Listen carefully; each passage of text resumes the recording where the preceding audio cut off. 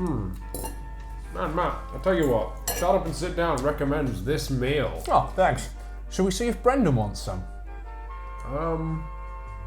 Yeah?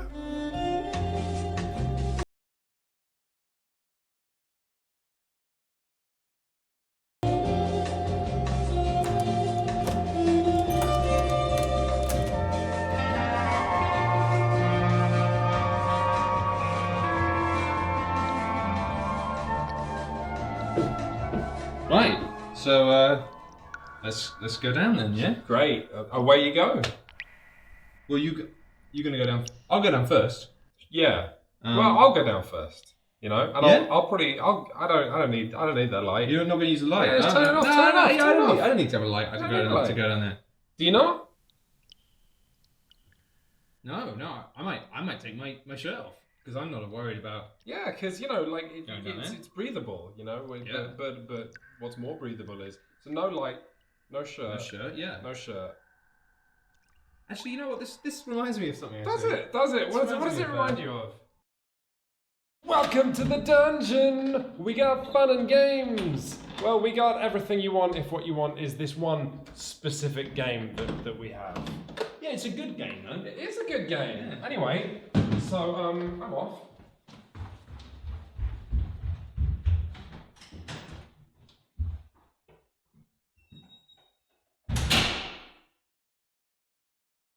This is a teeny game for 2 to 4 players which sees people goading each other to go into a dungeon. Go on, you first. But don't be fooled by the very small box. This little beautiful package is full of bragging and bluffing and happiness and humour and dollops of hubris.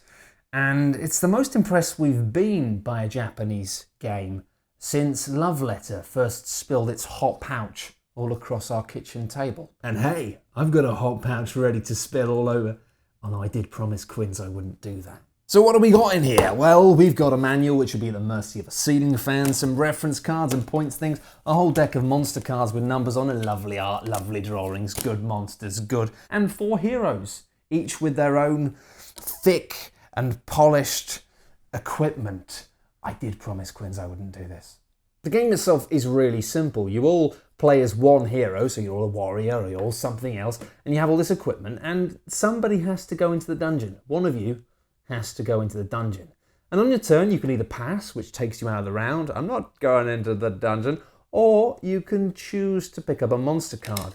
The monster deck is quite simple, it's all face down. You pick up a monster, you look at it, and you go, what do I want to do with this? Do I want to put this monster into the dungeon, or do I want to take that monster out and make sure that that monster isn't in the dungeon?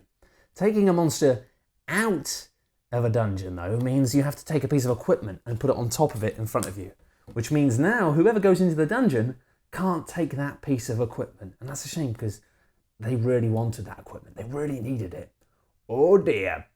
So to begin with, our knight can do tons of things. He's got extra health from his shield. He's got a torch that lets him slay simple monsters. He's got a holy grail that evaporates vampires. And he's got a dragon spear that can just kill dragons immediately. That is having a good time. But then more monsters get added to the dungeon and his equipment slowly gets taken away. And the situation starts to look worse and worse until everyone but one player has passed. And then whoever's left has to go into the dungeon. And let's say that's Quinns. Have a look at what he's got here. Oh, that's not good. Although it's all right because a Holy Grail kills that. And then the torch kills that. And then the dragon sword kills that. And then the torch kills that. And then the torch kills that. Hey, Quinns has had a lovely time in the dungeon and he's got through and he's won one of the 2 points that you need to win the game. Except that's not going to happen, is it? Because somebody's taken the dragon spear out and somebody's taken the Holy Grail out and somebody's put bloody about 8 more monsters in there. It's not going to end well. Everything's bad. So basically the whole thing is about trying to work out what cards are in front of you. And you know what some of them are, but you don't know what all of them are. And you don't know what items other people are relying on. You don't know what items other people are planning to remove. It's this mad game of blackjack, basically. And if you go one number too high on your health, then you're bust. But you only have limited information. Speaking of blackjack, I wonder how Quinns is getting on.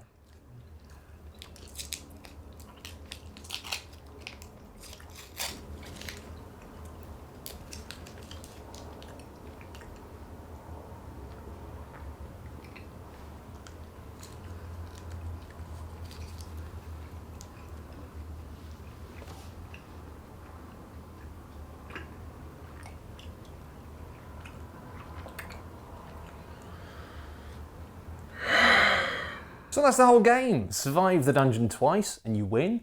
Get killed by the dungeon twice and you get knocked out.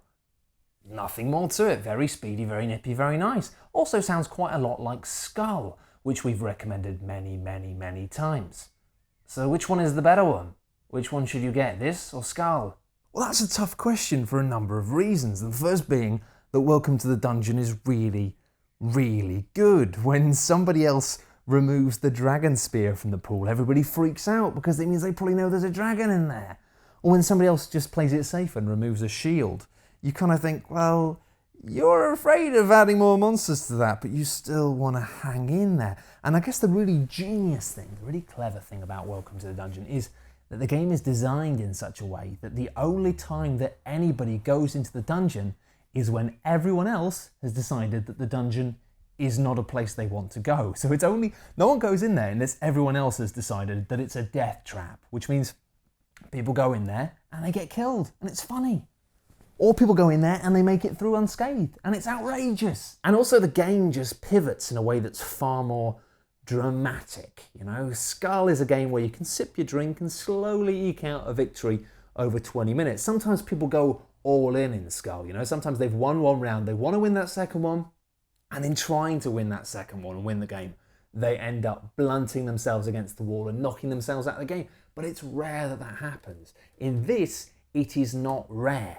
It's just what happens. Welcome to the Dungeon requires a kind of intense focus. You go through the dungeon once and you've almost won. But if you get knocked out just once, then you've almost lost. Knocking players out is a bit of a controversial one. It's one that in the past we've been a bit funny about with games. Because if you knock people out, they can't have fun. But in this, it's really good. Because it means that if players are lagging behind, they're losing and they're not doing very well, then rather than just sitting there and being bored, they can go for it. They can take a risk and try and maybe kill themselves, but maybe win. And the other thing is it's a short game anyway, so when you start to get people getting knocked out, the pace of the game just picks up and it gets faster and faster and faster, and then it's over and you can play again. And also, this is a new version of a game, and it means that there's some new classes in this, and the new classes are really good. I personally like to play as the middle class because I can't get enough of hummus. If Brendan would like some hummus. Oh, and you've also got the Barbarian, the Rogue, and the Wizard.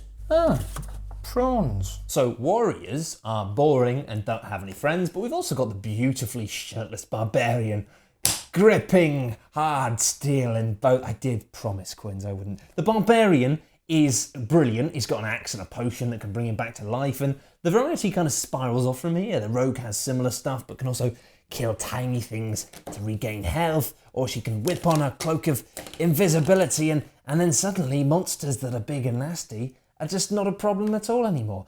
But seeing as this stuff gets taken away from the game is when people start to panic. Choosing to remove equipment from the table gives you a huge amount of control over the outcome, but you can only rely on the information that you currently have. One of the smartest bits of this bluffing puzzle is a card that most of the classes have.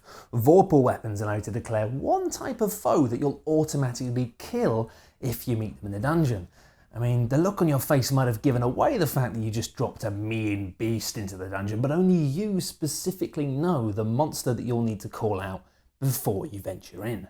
And then you've got the wizard mage, who's just a magical man who wants to have fun, and he can do all sorts of things. He can get rid of demons like it ain't no thing. He can transmute big monsters into another monster by just randomly taking another card from the deck. Sounds risky. Do you want to do that? I don't know. The mage is just a bit mad and just kind of mixes it up a bit. But hopping between these different characters just gives you enough variety to keep each round a little bit different. Just a little bit of spice. Whew, picante. And that's it, really. It's just a light, silly, goofy thing that keeps itself fresh with a bit of variety by shuffling between these 4 different character classes and doesn't overcomplicate itself and doesn't outstay its welcome, doesn't drag on, doesn't get boring. And it hinges on this framework of kind of bravado and bluffing that's a healthy mix of just pure guesswork and concrete information. It comes in a tiny dinky box. It does, and it's only about a tenner. And to be honest, After AEG acquired the license for Love Letter and responded by releasing it in 400 different editions, we would have been quite content with just the Japanese version. But the fact that they have added all this stuff and made it prettier and still kept the price low, it's pretty glorious. To just go from a basic, simple edition to just a nice, slightly better one. Simple. I mean, what was the last edition of Love Letter they released? It was Saw, wasn't it? So it's an elegant little dinky game that involves a tiny bit of maths, tiny bit of strategy. It's quite similar to Skull. Which one do you choose? We told you which one do you choose? Well, it's difficult.